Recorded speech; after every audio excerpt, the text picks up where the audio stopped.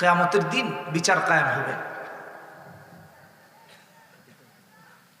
একটু মনে করেন তো, যেদিন সবাই ইয়া নাফসি করতেছে, বিচার করতেছেন, আল্লাহ একটা নেকির জন্য আপনি হাহুতাশ করতেছেন, এই বিপদের মাঝে যদি আবার রসুল আপনার বিরুদ্ধে অবস্থান করেন কি হবে? যখন বাবা তার ছেলেকে দেখলে আরেক দিকে চলে যাবে, মা কি চরম দুঃখিনী মা, তিনি বাচ্চাকে দেখলে আরেক দিকে যাবেন। এই অবস্থায় রসুল আপনার আমার একটা গোষ্ঠীর বিরুদ্ধে অবস্থান করবেন হাসরের মাঠে।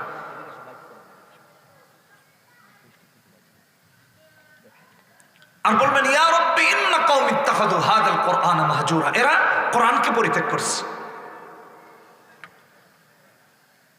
আমি মনে করবো যদি শুধু এই আয়াতটাই বুঝে থাকেন, আজকের মাহফিল সার্থক, 1 ঘন্টার আলোচনার দরকার নেই। বলবে, আল্লাহ আমার এই কওম কোরআন পরিত্যাগ করছে, এদেরকে ধরো। রাসূল যদি এই কথা বলেন, বাঁচার উপায় আছে? আর সেই আসামিদের কাতারে, বিবাদের কাতারে যদি আমরা পড়ি, রাসূল বাদী, বিচারক আল্লাহ, বলেন তো কে আছেন এখানে যে হুজুর না ওই মুহূর্তে আমার বাঁচার উপায় আছে? একজন বলেন যে আমি বাঁচতে পারবো। কি কঠিন অবস্থা হবে ভাবেন, খুবই কঠিন, খুবই কঠিন অবস্থা হবে। এই জন্য কোরআন হেদায়েতের কিতাব। আজকের এটা শুধু মাহফিল না, এটা একটা ক্লাস। আমরা মাহফিলকে গতানুগতিক, এখানে আওয়াজ সুন্দর, কেউ একটু মজা করবে বা এটা সেটা, ওইভাবে নিয়ে নিছি। এই জন্য এখান থেকে আমরা সবক নিয়ে যেতে পারি না, নচেত আমাদের জিন্দগি পরিবর্তন হয়ে যেত। এই একটা আয়াতের ওজন কি চিন্তা করছেন? শরীরের পশম দাঁড়িয়ে যায় যে আল্লাহ সেই কাতারে না জেনে আমিই পড়ে যাই কিনা। একটু ভেবে দেখেন, এটাই মাহফিল, এটাই সবক। আমাদের পুরান ঢাকার সর্বজন শ্রদ্ধা আলেম মাইজুদ্দিন সাহেব হুজুর আসছেন, হুজুরও চলে আসবেন। আমি হুজুর আসার আগ পর্যন্ত কিছু কথা বলবো, আমার না যেহেতু কথাগুলো, এই জন্য কথাগুলো দামি। আমি সলিমুদ্দিনের কথা কি দামি হবে? আল্লাহর কথা, রসুলের কথা, এই জন্য দামি কথা। একটু মনোযোগ দিয়ে দাম দিয়ে শোনার চেষ্টা করুন, নিজেকে বিনয়ের সাথে হাজির করেন। কোরআন হেদায়েতের কিতাব, মুসলিম অমুসলিম সবার জন্য। আমরা যদি একটু ডিপলি কথা বলি, আপনি দেখবেন অমুসলিমরা কোরআনকে গবেষণা করে করে ওরা চাঁদে যাচ্ছে, ওরা আরো গ্রহ খুঁজতেছে। রাসূল হাদিসের মধ্যে ইয়াজুজ মাজুজ অনেক কিছুর কথা বলেছেন, ভালো করে বুঝেন। ওরা প্রাণী খুঁজতেছে, অন্যান্য গ্রহ পানি খুঁজতেছে, যে পানি থাকলে মানুষ থাকবে। আপনারা এসব নিয়ে, মহাকাশ নিয়ে যদি একটু পড়েন, দেখবেন পাগল হওয়া ছাড়া উপায় থাকবে না। মানে আল্লাহর সৃষ্টির বিশালতা এত ব্যাপক যে মাথা আর গিয়া কাজ করবে না। কোরআন গবেষণা করে ওরা এগুলো করতেছে। এজন্য আল্লাহ বলেছেন হুদাল্লিন নাস, সূরা বাকারাতে 185 নম্বর আয়াতে। গোটা বিশ্ববাসীর জন্য আল্লাহ কোরআনকে হেদায়েতের বানিয়েছেন। মানুষ যেখানে, তার জন্য হেদায়েতের কিতাব কোরআন। আমার ভাই বলতেছিলেন যে কোরআন ক্যাটালগ, হ্যাঁ, জীবন চালানোর ক্যাটালগ, বুঝেননি? এটা আপনাকে আমাকে আল্লাহর জান্নাতে নিয়ে যাবে। কিভাবে নিয়ে যাবে? গত কয়েকদিন আগে এক মাহফিলে গিয়েছি, তো 3 বছরের একটা বাচ্চাকে সাপে কামড় দিয়েছে। বাবা মার অযত্ন ছিল, আর না হয় 3 বছরের বাচ্চাকে সাপে কামড় কিভাবে দেয়, খেয়াল করে নেই। সে একা একা হয়তো বা হামাগুড়ি দিয়ে বা হেঁটে হেঁটে বাইরে বের হয়ে গেছে, সাপে কেটেছে, মারা গেছে মেয়ে বাচ্চা।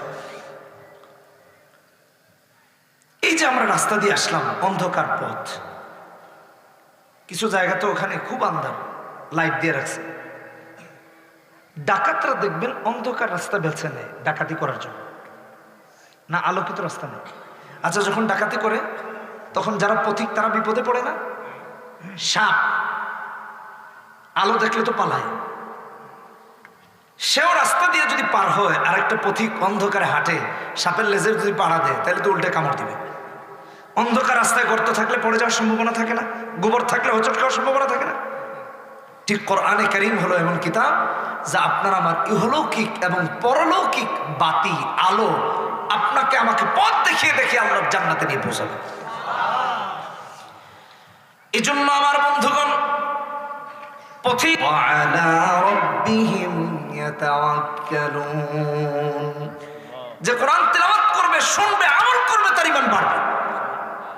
ঈমান বর্ধন হওয়া এটা কোরআনের সাথে জড়িত। দিন দিন আমরা পথভ্রষ্টতায় জড়িয়ে যাই কোরআন থেকে দূরে যাওয়ার কারণে। একটা কথা দায়িত্ব নিয়ে বলতেছি, অনেক আলেমদেরকে এখানে সাক্ষী রেখে, তারা প্রত্যেকে এক এক মাহফিলের প্রধান আলোচক হিসেবে থাকেন। আমাদের মির্জা ইয়াসিন আরাফাত সাহেব মাশাআল্লাহ এখন তো সারা দেশেই বাস করেন, ভাইও কত সুন্দর বয়ান করেছেন এখানে। আপনার যখন ভালো না লাগবে আপনি একটু তিলাওয়াত করবেন কোরআন, দেখবেন আপনার দিল এতটাই প্রশান্ত হবে যে আপনি কোনো কিছু আর খুঁজে পাবেন। বিশ্বাস করুন, একটু পরীক্ষা করে দেখেন। হ্যাঁ, তবে কোরআন তেলাওয়াত আপনাকে পারতে হবে। আপনি না পারে এটার মজা খুঁজলে তো হবে, পারা লাগবে, তবে শান্তি পাবেন। এটাই হলো কোরআনে কারীম। আমি একটা কথা না বলে পারতেছি না। হাসরের মাঠে আমরা অনেকে দাঁড়াবো, বলবো আল্লাহ আমাকে জান্নাত দিয়ে দেন। আচ্ছা ভাই, জান্নাত কিভাবে পাবো? আল্লাহ বলবেন দাঁড় করিয়ে দাও রে, জাহান্নামে পাঠাও। বান্দা রব কি বলবে? আল্লাহ একদিনও তো সালাত মিস করিনি, তাহাজ্জুদ মিস করিনি, শুধু কোরআন থেকে দূরে সরার কারণে জাহান্নামে হবে। ভালো করে বুঝেন এটা কিভাবে। এখানে আমরা অনেকেই এর সাক্ষী আছি, এই জন্য বলতেছি নামাজ বিশুদ্ধ হওয়ার জন্য কোরআন বিশুদ্ধ হওয়া জরুরি। 19টা ভাঙার কারণ নামাজ অশুদ্ধ হওয়ার, নামাজ ভেঙে যাওয়ার 19টা কারণ, তার প্রথমটাই হলো নামাজ কেরাত অশুদ্ধ পড়া। বলেন কিভাবে জান্নাতে যাব? আল্লাহ বলবেন তোমার একটা সিজদাও আমার আরশে পৌঁছায় নাই, কারণ ফেরেশতারা তো এটা প্রথম আসমান ভেদ হতে দেন নাই। ময়লাযুক্ত কাপড়ের মতো বটে টটে এটাকে চেহারা উড়ে মারছেন না, তোর নামাজ তোর কাছে রাখ, এই নামাজ আল্লাহর কাছে কবুল হবে না। বলেন কিভাবে জান্নাতে পাবো? একটু গভীর ভাবে ভাবেন। এই জন্য কোরআন দরকার। জিন্দেগি গঠন করতে হবে আল্লাহর কালাম দিয়ে। কোরআন সুন্নাহ মোতাবেক যারা চলে তারা মুসলিহিন সৎকর্মশীলদের অন্তর্ভুক্ত হয়ে যায়। আর সৎকর্মশীলদের আমল আল্লাহ নষ্ট করেন না। কোরআনে কারীমে একটা আয়াত আছে সূরা আরাফে 170 নম্বর আয়াত, ওয়াল্লাযীনা ইউমাসসিকুনা বিল কিতাবি ওয়া আকামুস সালাহ ইন্না লা নুযীউ আজরাল মুসলিহিন। আল্লাহ সৎকর্মশীলদের আমলকে নষ্ট করেন না। এই জন্য সৎকর্মশীল যারা থাকবেন তারা আল্লাহর জান্নাতে পৌঁছে যাবেন, আর যারা অসৎকর্ম সম্পাদন করেছে তারা আটকা পড়বে, জান্নাতে যেতে পারবে না। আমাদের এই যে ভাতিজা মাশাআল্লাহ কি তেলাওয়াতটা করলো, চিন্তা করছেন? আমি এখানে ভেবেছিলাম অন্য একটা প্রসঙ্গে আলোচনা করব, তার তেলাওয়াত আমার আলোচনার মূল ঘুরায় দিল যে না, এটা মানুষের বোঝা দরকার। আজকে যদি আমার ছেলে এরকম তেলাওয়াত করতে পারতো, আমি তো মনে হয় যে পরিজা কেটে খাওয়াই দিত। বাস্তব কথা, আমি তো একটু আবার এমনিও বেশি আবেদন। আল্লাহ তাকে নেক হায়াত দান করুন, আপনাদের এলাকার বলুন, আপনাদের আমাদের সন্তানদেরকে আল্লাহ দ্বীনের জন্য কবুল করুন। ভাই আমার সন্তানকে হাফেজ বানাবেন। 2023 সালে সন্তানকে হাফেজ বানানো মানে কোরআন বিরোধীদের সাথে নিজের সন্তানকে যুদ্ধে নিয়োজিত করা। বিশ্বাস করুন আর না করুন,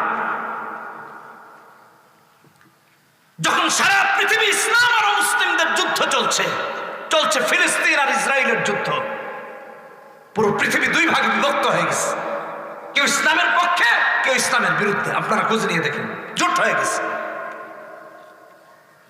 এমন অবস্থায় একটা গোষ্ঠী কোরআন পোড়াচ্ছে, কোরআনকে সমুদ্রে ফেলছে, কোরআনকে অপদস্থ করছে। আর এই অবস্থায় যারা কোরআন মুখস্থ করছে তারা কোরআনের পক্ষে আন্দোলনে নিজেকে নিয়োজিত করেছে। এর চেয়ে আর বেশি কিছু বলতে পারলাম না। আল্লাহ একই সূরাতে 4 বার বলেছেন, ওয়ালাকাদ ইয়াসসারনাল কুরআনা লিযিকর ফাহাল মিন মুদ্দাকির। এক সূরাতে, সূরা কামারের 17, 22, 32, 40 একটা সূরাতে 4 বার বলেছেন। এর একটা ব্যাখ্যা হলো আল্লাহ উপদেশ গ্রহণ করার জন্য কোরআনকে সহজ করেছেন। আরেকটা হলো আসাহালনাহু লিল হিফজ। মুফাসসিরিন কেরামগণ লিখেন যে কোরআনকে আমার আল্লাহ হিফজ করার জন্য সহজ করেছেন। ভালো করে বুঝেন, একটা শ্রেণী আছে এখন ইদানিং বলে হিফজ করার দরকার নাই, হিফজ করার দরকার নাই। আরে আহাম্ম, হিফজ করার দরকার নাই মানে? হিফজ তো ছোট্ট বয়সে বাচ্চারা করে, তখন তো আলেম হওয়া যায় না। অসুবিধা কি? হিফজ যদি করে সাথে যদি আলেম হয়, অতটুকু কোরআন বুঝবে, একজন শুধু আলেম অতটা বুঝবে না। এটা আপনারা আলেমদের কাছে জিজ্ঞেস করে দেখেন, তার চোখের সামনে কোরআন থাকবে। এই জন্য হাফেজও হওয়া দরকার, আলেমও হওয়া দরকার। দুটা হতে পারলে শোনায় সহাবে। একটাকে প্রাধান্য দিতে গিয়ে আরেকটার বিরোধিতা করা হচ্ছে, এটা সম্পূর্ণ তাফসীরের অপব্যাখ্যা করা হচ্ছে। এ অধিকার কে দিল? কিছুদিন আগে দেখেছেন না আপনারা, সুইডেনে কোরআন পড়ানো হয়েছে, রাষ্ট্রীয় পৃষ্ঠপোষকতায় কোরআন পড়ানো হয়েছে। কেন কোরআন পড়ায় জানেন? কোরআন পড়ে পড়ে অমুসলিমরা ইসলাম গ্রহণ করছে, এতে করে তাদের ঘুম হারাম। কোরআন বিরোধীরা দুদিন পর পর কোরআনকে পুড়িয়ে ওরা মেসেজ দেয় যে আমরা কোরআন জ্বালিয়ে দিব, শেষ হয়ে যাবে, কোরআন পুড়িয়ে দিব, শেষ হয়ে যাবে, কোরআন সাগরে নিক্ষেপ করে দিব, শেষ হয়ে যাবে, লাইব্রেরিগুলো ধ্বংস করে দিব, শেষ হয়ে যাবে। আর হাফেজে কোরআনরা কোরআন বিরোধীদেরকে শিক্ষা দেয় যেই কোরআন আমরা বুকে জায়গা দিই তা পড়ে শেষ করা যায় না, যাবে না ইনশাআল্লাহ। এটা কোরআনের পক্ষের আন্দোলন, যে কোরআনকে তো দিলে জায়গা দিচ্ছি, ওইটা তুমি পড়ে কি করবা? কোরআন পড়াতে হলে মুসলমানের কলিজা পড়ো, নয়তো কোরআন পড়বে না। হাফেজদের থেকে আমরা এই মেসেজ পাই, তারা এই আন্দোলনে নিজেকে অংশীদার করেছে। এটা হলো কোরআন কারীম। যেটুক না জানলে পরে কোরআন, নামাজ সহি হয় না, দিনের উপর চলা যায় না, এটুক শিখা ফরজ। আমাদের যুবকরা তো বিয়া করা ফরজ, এটা খুব ভালো বোঝে। কি বুঝেছেন? জিজ্ঞান সব ফতোয়া দিয়ে দিবে, বিয়া করা ফরজ। বাপরে কইব, বাপরে তো অনেকে বলতে পারে না, ফুপ্পিরে গিয়া লাগায়, ফুপ্পি কয়া দাও ফরজ কামটা বাপে সেরা দেওয়ার জন্য। কি এই ঠিক করলাম নাকি? খালারে কয়, বাপের শালি কয় আন্টি খালা তুমি বাপরে একটা ফোন দাও, বলে কি হয়েছে? ফরজ কামে এত দেরি করতেছে কেন বাপ? বুঝেন নাই? বিয়াকে সর্বাবস্থায় ফরজ, কখনো তো হারাম। ওমাল্লাম ইয়াস্তাতি ফালাইহি বিসসাওম, মিশকাতের কিতাবুন নিকাহের প্রথম হাদিস। যার সামর্থ্য নাই তার জন্য তো বিয়ে হারাম। কিন্তু ইলমে দ্বীন শিক্ষা করা ফরজ, এতে কোনো ইখতিলাফ নেই। অথচ এটা সমাজ জানে না, জেনারেশন জানে না, তাই কোরআন থেকে দূরে সরে গেছে। রাসূল ইবনে মাজার হাদিস আসছে 229 নম্বর হাদিস। রাসূল বলতে গিয়ে বলছেন বাল্লিগু আন্নি ওয়াল, রাসূল বলতে গিয়ে বলছেন তালাবুল ইলমি ফারিদাতুন আলা কুল্লি মুসলিম, প্রত্যেকটা মুসলমানের উপর ইলমে দ্বীন শিক্ষা করা ফরজ। আপনি আমি শিখতেছি না। তাবলীগে গেলাম এসএসসি পরীক্ষার পর, আমাদের ভাইরা তো এখন এইচএসসি মনে দিল, আজকে রেজাল্ট বের হয়েছে শুনতে পারলাম। তো ওখানে গিয়েছি, এক চাচা নাম রইসউদ্দিন, আমাদের জামাতের যিনি আমির ছিলেন, হাটহাজারী মাদ্রাসার ফারেক সালের সাথে। তাবলীগে যারা গেছেন তারা কম বেশি জানেন যে ওখানে কাজ ভাগ করে দেওয়া হয়, বায়ানের, গাশতের, তালিমের, খেদমতের, পাকশাকের, বাথরুম পরিষ্কার করা, মসজিদ ঝাড়ু দেওয়ার। তো চাচা কি আমির সাহেবকে বলছে, আমির সাহেব আমারে কোরআনটা শিখাবেন। তো উনি বললেন দেখেন আমার তো সবারই নিয়ে ফিকির, আমাদের জামাতে একটা ছেলে আছে রাফি, ও আপনাকে পড়াবে, আপনি গিয়ে বলেন। ওই বৃদ্ধ রইসউদ্দিন নাম, এলাকার নাম আমি জানি, বলতেছি না, যদি উনি বেঁচে থাকেন তাহলে নিজে ছোট মনে করবেন যদি ভিডিও শোনেন, তাই আমি আর এলাকার নাম বলতেছি না, নাম তো অনেকের আছে সেম নাম। তো উনি আমার কাছে গিয়ে বলতেছেন রাফি তোমার রান্না করা, তোমার বাথরুম পরিষ্কার করা, মানে তোমার যেদিন যে ডিউটি সব আমার, তুমি খেলে আমার কোরআনটা মস্ক করাবা। বয়োবৃদ্ধ, আমার বাবার চেয়েও বড় বয়সে। আমি বললাম ওগুলো করা লাগবে না, আমি আপনাকে সময় দেব। 40 দিন সময় দিয়েছি, বিশ্বাস করেন সহি হয় নাই। কেন হয় নাই জানেন? বয়স তার নিয়ন্ত্রণের বাহিরে চলে গেছে, চাইলেও শুদ্ধ করতে পারেন না। ইহদিনাস সিরাতাল মুস্তাকিম সিরাতাল লাযিনা, এই দুটো পেশ লাগায় দেন।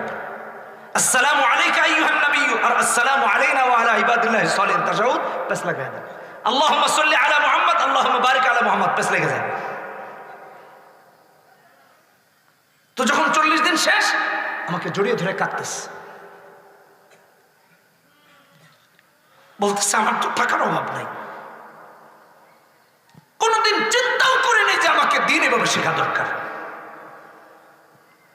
আমার তো নামাজ সহি হচ্ছে না, আমার তো তাশাহুদ সহি নাই, তাশাহুদ তো নামাজে পড়া ওয়াজিব, নামাজ কিভাবে কবুল হবে বলেন?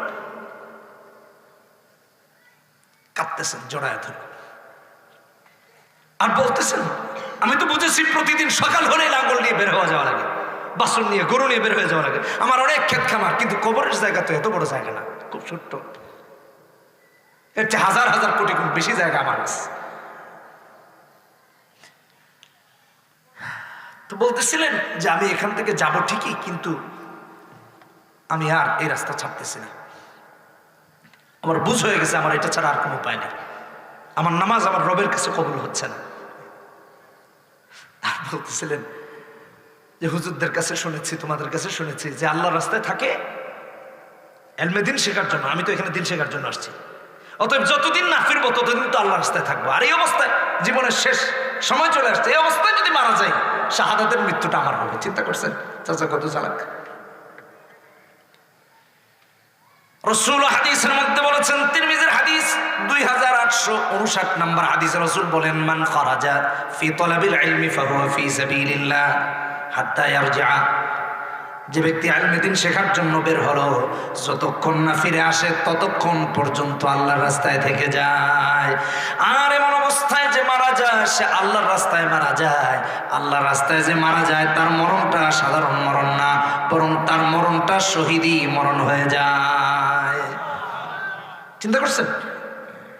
তো বলতেছে আমি আর এই পথ ছাড়তেছি না। কোরআনে আমার আল্লাহ যেমন বলেছেন, ইয়াহদি লিল্লাতি হিয়া আকওয়াম, জান্নাতে যাওয়ার সবচেয়ে সহজ মাধ্যম হলো কোরআন। রাসূল হাদিসে বলেছেন, 2858 নম্বর হাদিস, তিরমিজিতে রাসূল বলেন, মান সালাকা তরিকা ইয়ালতামিসু ফীহি ইলমা সাহালাল্লাহু লাহু তরিকান ইলাল জান্নাহ, যে ইলমে দ্বীনের রাস্তা অবলম্বন করে আমার আল্লাহ জান্নাতের রাস্তা তার জন্য সহজ করে দেন। এখানে যে আমরা বসছি, এই বসাটাও যদি দিন শেখার জন্য হয় আল্লাহ জান্নাতের রাস্তা সহজ করে দিবেন। আমি আলেমদেরকে সাক্ষী রেখে বলতেছি। আর এই অবস্থায় যদি মারা যায় এই নিয়ত রেখে যে আমি ইলমে দ্বীন শিখতে আছি আল্লাহকে সন্তুষ্ট করার জন্য, আপনিও শাহাদাতের মর্যাদা পাবেন, আল্লাহর রাস্তায় আছে। একটু চিন্তা করে দেখেন, একটু ভেবে দেখেন দিন কত সহজ। আল্লাহ আমাদের তৌফিক দান করুন। ভাইরা আমার, আমরা বুঝতে পারিনি 50 বছর ওয়াজ শুনতেছি, 50 বছরের 50টা ওয়াজ থেকে যদি 50টা হাদিস 50টা শিক্ষা কুট করে নিত, তার জিন্দগি সফল হয়ে যেত। খোঁজ নিয়ে দেখেন। খালি ওয়াজ এখানেই না, যা শুনবেন বাড়িতে গিয়ে ছেলেকে বলবেন, স্ত্রীকে বলবেন, এটা ওয়াজ। তাই না বোঝা গেল যে আপনি ওয়াজ শুনে আসছেন। আমরা তো গতানুগতিক ওয়াজ এখান থেকে প্যান্ডেলের বাইরে আর নিয়ে যাই না, এটা এখানে রেখে যাই, এই জন্য কাজে আসে না। আল্লাহ আমাদের হেদায়েত দান করুন। আমি কি কথাটা বোঝাতে পারতেছি? দিন শেখা, কোরআন শেখা। আমাদের সমাজের অবস্থাগুলো এমন হয়ে গেছে, কোরআন শিখবে দূরের কথা, কোরআন পড়বে দূরের কথা, নামাজে যদি কোরআন শুনে আর তেলাওয়াতটা যদি ইমামের একটু লম্বা হয়ে যায় বিরক্ত হয়ে যায়। মসজিদের গেটে দাঁড়ায় থাকে, ইমাম বের হবে কখন, আর ইমাম এই লোকমাটা দিবে যে হুজুর আজকে নামাজ 3 মিনিট লেট হলো কেন? আপনার অনেক খতিব সাহেবরা আছেন এখানে, জিজ্ঞেস করে দেখেন। গেটে দাঁড়ায় থাকে যে আজকের জুমাটা 3-4 মিনিট লেট হয়েছে কেন? চরম ধৃষ্টতা এটা। কাফেররাও এমন ছিল না, যাদের শানে আল্লাহ আয়াত নাযিল করেছেন, যারা কোরআনের বিরোধিতা করত, কোরআন যেখানে তেলাওয়াত হতো গোলমাল লাগাই দিত, মানুষকে বলতো কোরআন শুনো। ওরাও এমন চরিত্রের অধিকারী ছিল না।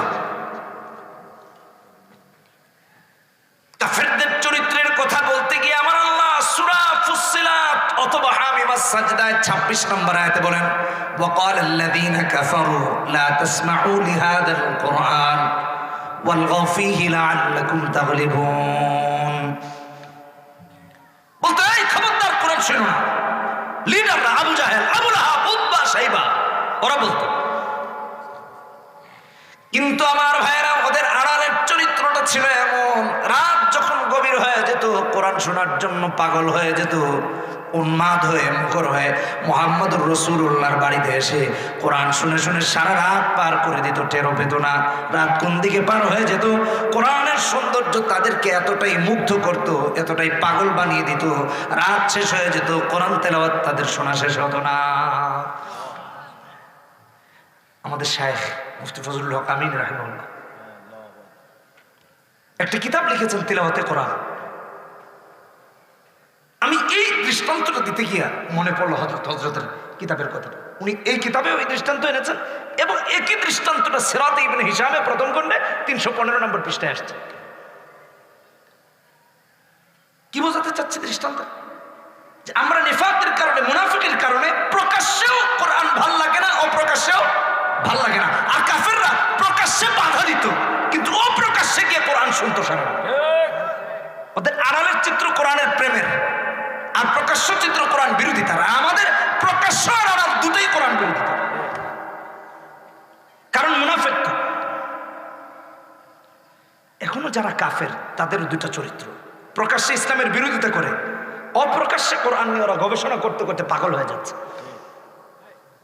হ্যাঁ, এটা আগেও যেমন ছিল এখন আছে। আর মুনাফিকরা প্রকাশ্য অপ্রকাশ্য দুই অবস্থায় কোরআন পছন্দ করে না। কোরআন শুনলে ওদের জ্বালা শুরু হয়ে যায় মনের মাঝে, যে নামাজ শেষ হয় না কেন। ইমাম সাহেব যদি একটু লম্বা কেরাত শুরু করে তাহলে পিছন থেকে বুঝলেন না, ইমাম সাহেবকে লোকমা দেওয়া শুরু করে। পারলে কইতো হুজুর আর পড়ায় না, আজকে রুকুতে যান। সিস্টেম থাকলে এটাই করতো।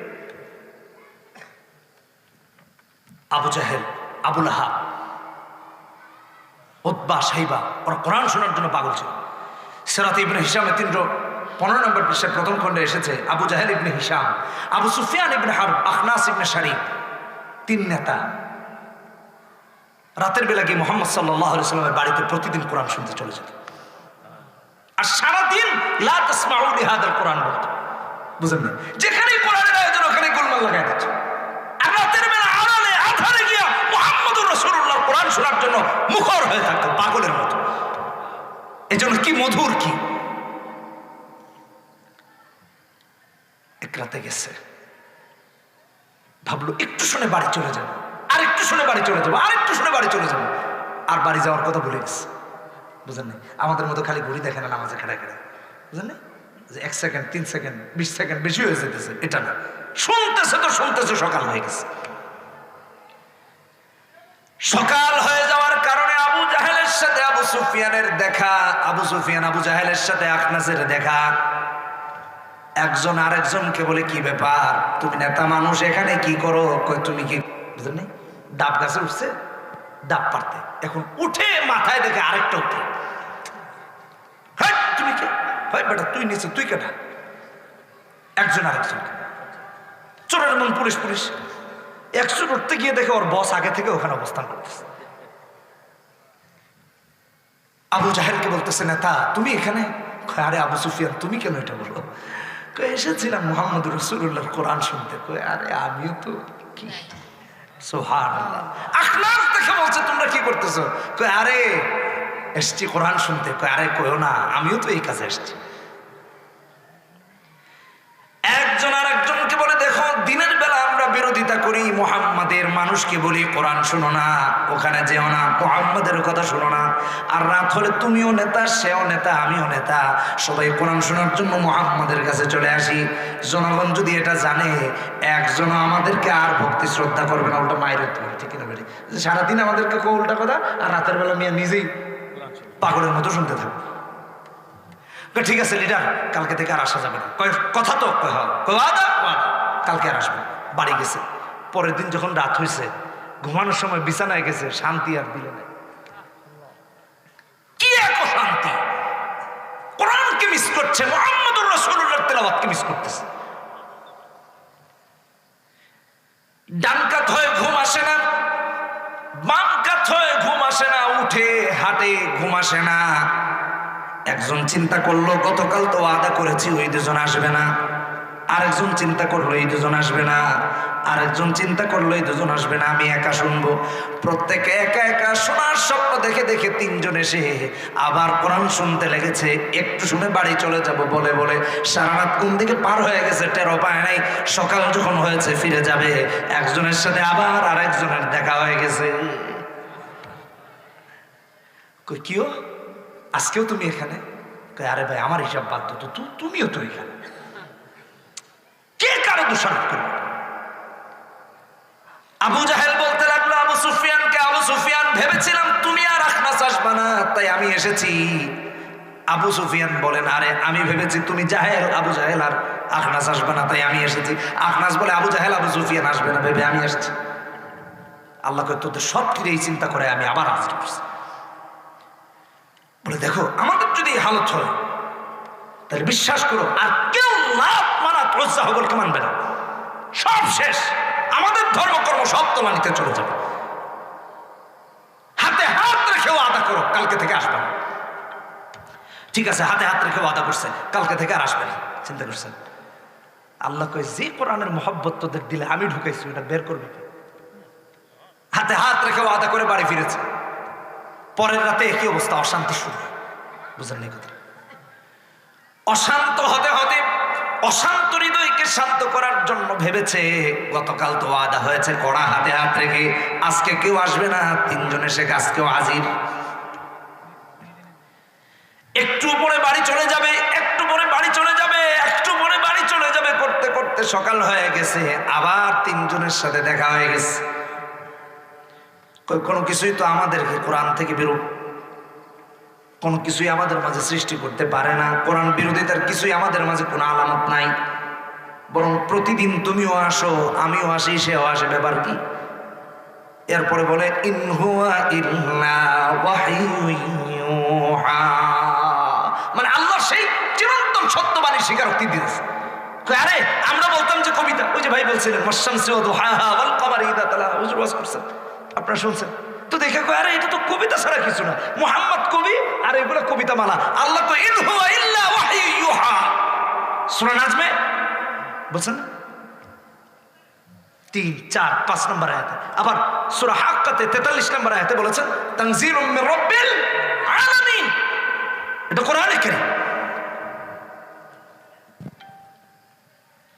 দিনের পর দিন যখন ওরা কোরআন থেকে বিমুখ হতে পারে না, রাতের আধারে এসে কোরআন শুনে, এরপর সবাই বলে দেখো আমরা মুহাম্মদকে পাগল বলি, কবি বলি, গণক বলি, এটা বলি সেটা বলি, কিন্তু সত্যিকার অর্থে কোরআন যদি আল্লাহর বাণী না হতো এই কোরআন শুনে এত মজা কখনো পাওয়া যেত না। আল্লাহু আকবার, চিৎকার দিয়ে বলি আল্লাহু আকবার। আমার ভাইরা, কাফেরদের যদি এই অবস্থা হয় তাহলে আমাদের কেমন হওয়া দরকার ছিল? নামাজের পরে খাড়ায় থাকা, ইমাম সাহেব আজকে 5 মিনিট লেট হইল কেন, লম্বা সূরা পড়ছেন কেন, এটার জন্য? আল্লাহ হেদায়েত দান করুন, আল্লাহ সহিহ বুঝ দান করুন।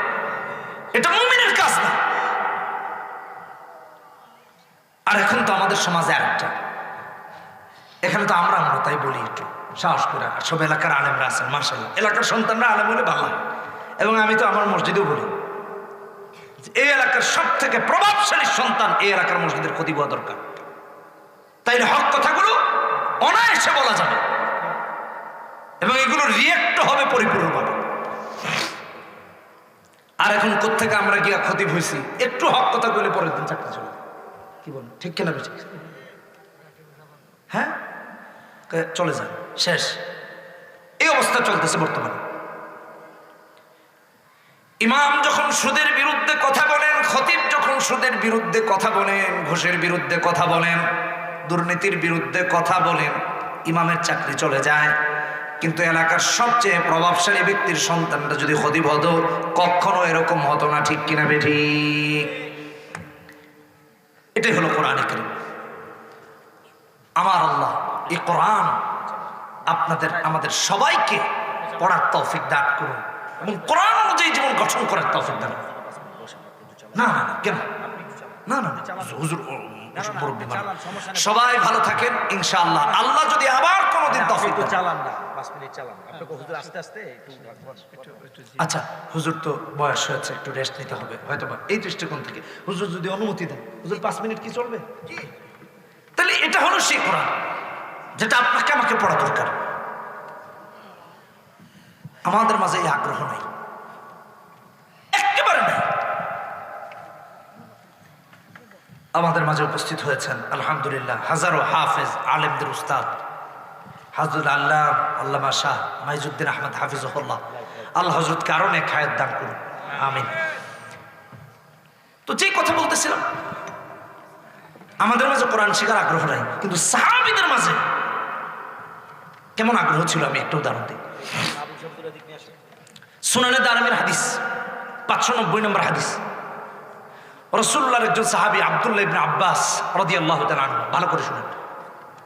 একদিকে রাসূলুল্লাহ সাহাবী, আরেকদিকে চাচাতো ভাই। আরেকটা পরিচয় হলো রাসূলুল্লাহর পরে কিয়ামত পর্যন্ত যত মুফাসসির আসবেন দুনিয়ায়, সমস্ত মুফাসসিরদের প্রিন্সিপাল আব্দুল্লাহ ইবনে আব্বাস। তার চেয়ে সেরা মুফাসসির আর কেউ হবে না। এজন্য ওনাকে বলা হয় রাইসুল মুফাসসিরিন। যখনই জানতেন কারো কাছে হাদিস আছে, কোন জ্ঞান আছে, তার কাছে গিয়ে হাজির হয়ে যেতেন। সুনানে দারমির হাদিসে আসছে 590 নম্বর হাদিসে, একবার জানলেন একজনের বাড়িতে হাদিস আছে, তার কাছে গেলেন, সালাম বিনিময় হলো, ভেতরের লোক থাকা চিনতে পারলেন না তিনি কে, তাই তিনি দেরি করতেছেন, কাজে ব্যস্ত। এত বড় মাপের একজন মানুষ, একদিকে রাসূলুল্লাহর সাহাবী, আবার রাসূলের চাচাতো ভাই, কত বিনয়। চিন্তা করে দেখেন, যার বাড়িতে গেছেন তার দরজার মধ্যে শুয়ে পড়ছেন চাদর বিছিয়ে, কারণ তার আসতে দেরি হচ্ছে। মেজবান যখন বাড়ি থেকে বের হয়ে দেখলেন দরজার সামনে আব্দুল্লাহ ইবনে আব্বাস শায়িত, ধুলাগুলো উড়ে উড়ে এসে তার দেহে ছেয়ে গেছে। আশ্চর্য হয়ে বলছেন, ওগো রাসূলুল্লাহর সাহাবী, হে রাসূলের চাচাতো ভাই আব্দুল্লাহ ইবনে আব্বাস, আপনি এসেছেন, একটা বার কেন আমারে বললেন না? আপনি এসে আমার বাড়ির দরজায় শুয়ে আছেন, এর চেয়ে আশ্চর্যজনক কি হতে পারে? আব্দুল্লাহ ইবনে আব্বাস বুঝাইয়া দিয়েছেন, দিন শেখার জন্য, দিন জানার জন্য নিজেকে এমন করেই বিলাইয়া দিতে হয়। সারা পৃথিবীতে কিয়ামত পর্যন্ত সোনালী অক্ষরে লেখা। আর আপনার আমার এত বড় কোরবানি লাগে না, তারপরে আমরা দিন শিখি না, মক্তবে যাই না, মাদ্রাসায় যাই না, বাচ্চাকে পাঠাই না। আল্লাহ আমাদের হেদায়েত দান করুন। দিন শিখবো, কোরআন শিখবো। কোরআন শেখার এই অভিযানে আপনাকে আমাকে নিজেকে নিয়োজিত করুন। বুখারীর হাদিসে এসেছে 80 নম্বর হাদিস, ইন্না মিন আশরাতিস সাআ আইয়ুরফাল ইলম। কিয়ামতের আলামত হলো ইলমকে উঠায় নেওয়া। ইলম উঠায় নেবেন কিভাবে? আলেমদেরকে উঠানোর মাধ্যমে, বুঝেন না? এই জন্য আলেমদেরকে মর্যাদা দিই, সন্তানকে আলেম বানান। আপনার সন্তানকে আপনি হক্কানি আলেম বানাবেন মানে একজন নবীর ওয়ারিস বানালেন। আবু দাউদের হাদিসে 3643 নম্বর হাদিসে রাসূল বলেছেন, ওয়া ইন্নাল উলামা ওয়ারাসাতুল আম্বিয়া, সমস্ত নবীদের ওয়ারিস একজন হক্কানি আলেম। একজন নবীর না, সব নবীর। চিন্তা করেছেন? আমাদের এলাকাগুলোতে আমরা শ্রেষ্ঠ ব্যক্তি নির্ধারণ করি যার টাকা বেশি, যার প্রভাব বেশি, যার ক্ষমতা বেশি।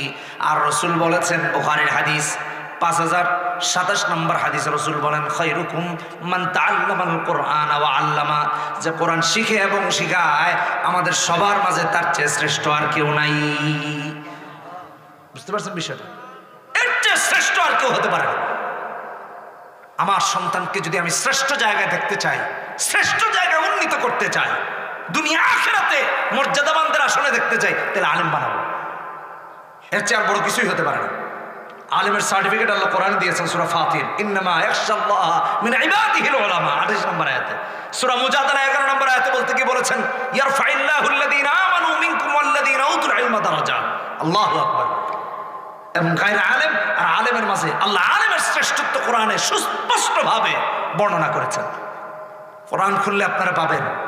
9 নম্বর আয়াতে সূরা জুমারে বলেছেন, হাল ইয়াস্তাউইল্লাযীনা ইয়ালামুন ওয়াল্লাযীনা লা ইয়ালামুন। এক না আলেম আর গায়রে আলেম, কিন্তু আমরা তো আলেমকে মর্যাদা দিই না, গায়রে আলেমের টাকার কারণে মর্যাদা ঠিকই দিই। কথা বলেন ঠিক কিনা বেঠিক? আল্লাহ আমাদের হেদায়েত দান করুন। আমাদের সন্তানকে শ্রেষ্ঠতম জায়গায় উন্নীত হতে দেখতে চাইলে হক্কানি আলেম বানাবো ইনশাআল্লাহ। রাজি আছেন ইনশাআল্লাহ? কোরআন শুনবো, কোরআন শিখবো, কোরআন পড়বো, কোরআন সুন্নাহ অনুযায়ী জীবন গঠন করব। আল্লাহ আমাদের সবাইকে তৌফিক দান করুন। সুবহানাল্লাহি ওয়া বিহামদিহি, সুবহানাকাল্লাহুম্মা ওয়া বিহামদিকা আশহাদু আল্লা ইলাহা ইল্লা আনতা আস্তাগফিরুকা ওয়া আতুবু ইলাইক।